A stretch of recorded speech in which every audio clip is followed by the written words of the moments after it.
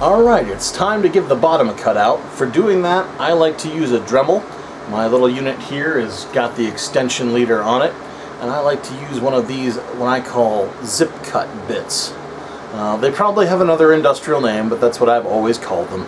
They do a wonderful job at carving away, and you guys have already seen me use it on the face. But now we're about to go through and carve out the bottom section. I have done a couple of test bottomings on some other pumpkins here. This one I determined to be far too big, but this is a very large pumpkin, so I am going to cut out the entirety of the bowl shape. And I would say that if you are doing this, then just, if it's your only pumpkin, you may want to start with a smaller hole and then expand it based on stability. But if you've already been able to test it on a few other pumpkins, then go with your gut. But I think a larger open area on the base of this guy will make sure that his ability to roll around, should a gust of wind come up on Halloween night, go down to a 0. All right.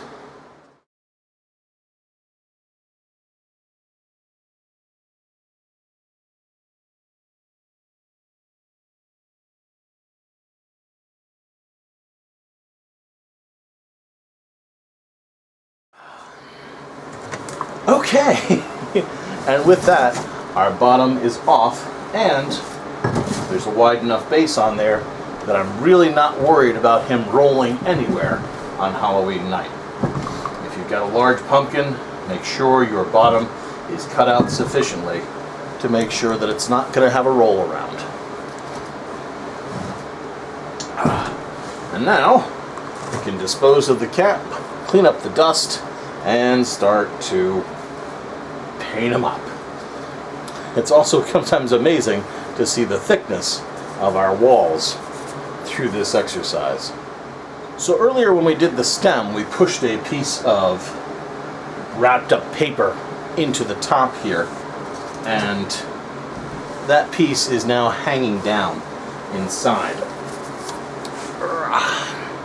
Let's get some light on it. There it is. And at this point, all we need to do is grab a pair of scissors, go in and hack that thing off. Okay, I lied.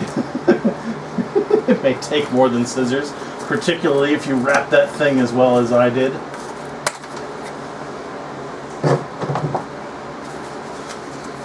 So there's part of it. There is, however, a much bigger stump than I am used to leaving, so I'm going to try to slash that off with an X-Acto. I enjoy getting as close as I can to the inside of the pumpkin, but if I can't get all the way down, I'm not going to lose my mind about it.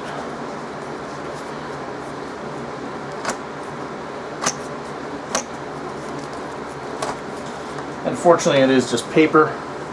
There may be there's some wire core in there left from mine, but still no problem. My main concern is I want to make sure that that leftover piece, which hopefully is visible there, but let's modify a light.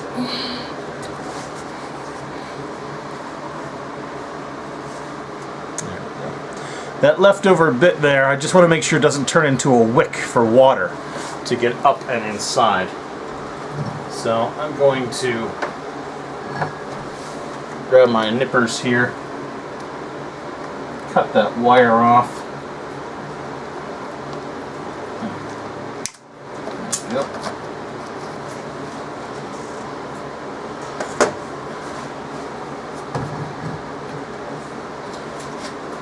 And I have a tiny little piece of paper clay left here. So I'm going to just take that whole area and cover it over with clay. That clay will then get painted, and we're going to make sure that no moisture can use that as an entrance and wicking spot.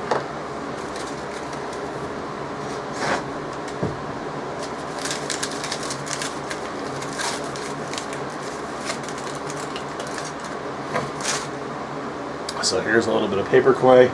This doesn't require any smoothing, fortunately.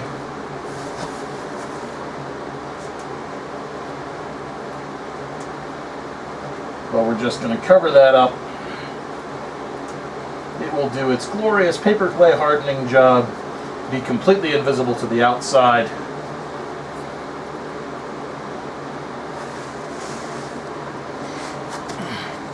And when it's painted, no moisture will be able to wick up the stem. I might also do a little bit of trimming here. And if you have spots around the bottom here where I have no clay, I'll probably take the very last bit of this little clay stump here and just fit it on here. So rather than putting any weight on paper, the weight goes onto a thicker clay chunk. But otherwise, for right now, I'm going to start painting.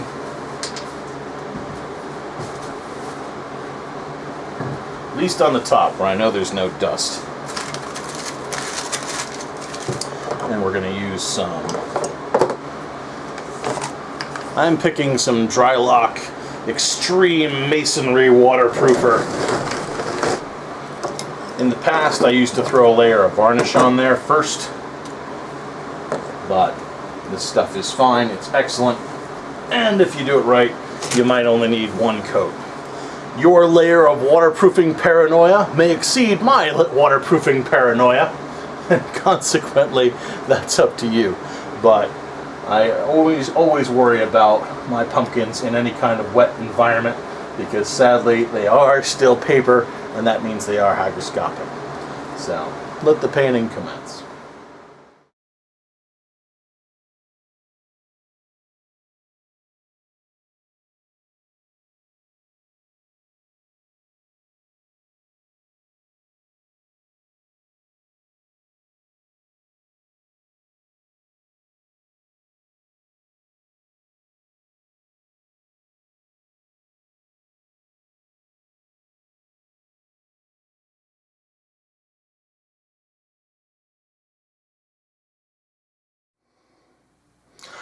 Well, I have got this boy all dry locked up, and I've gone with a white coat because I'd like him to be very bright and shiny.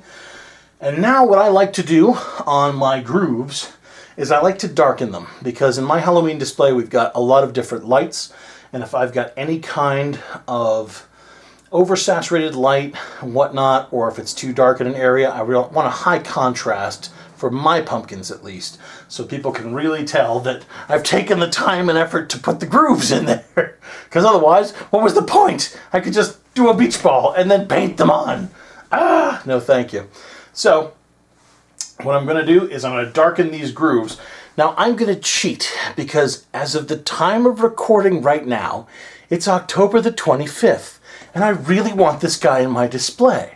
But if I hand paint all the grooves, I'll be a senseless gibbering wreck by the 28th. So I'm going to use my airbrush, but I'm going to show you how to do it by hand. So first thing I'm going to do is locate a groove that I wish to paint. I'm going to go for this one right here. I, again, like high contrast, so I'm going to use a quasi-light brown for it.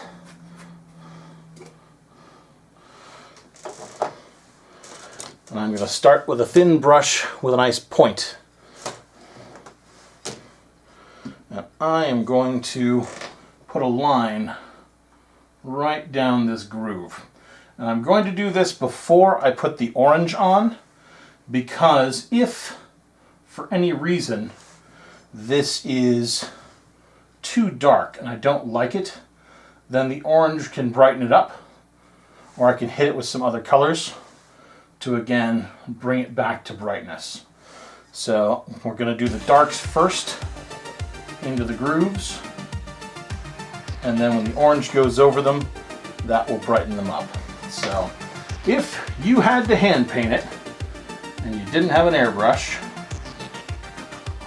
and it wasn't the 25th of October and you weren't rushing, this would be how to do it. Just going to paint a line down.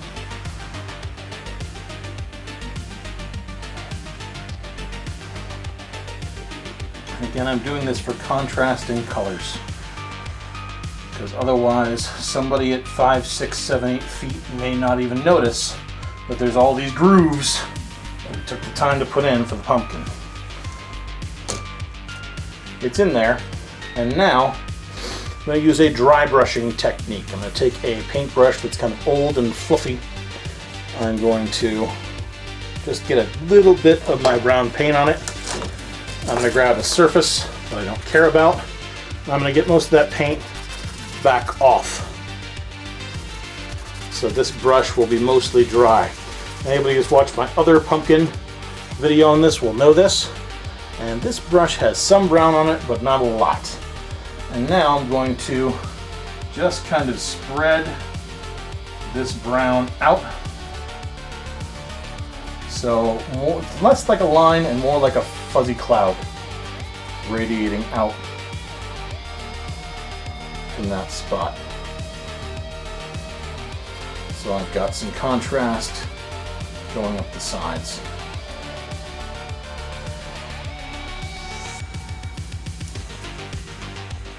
And then when I go over this with an orange, then there'll be a darkened line left behind.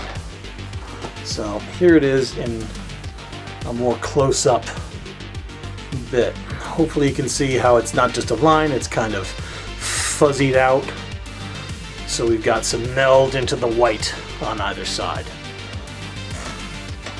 And if you were to do that, then that's how I would do just about every single groove. But again, for me here now, it's the 25th of October, and ain't nobody got time for that, so I'm going to cheat.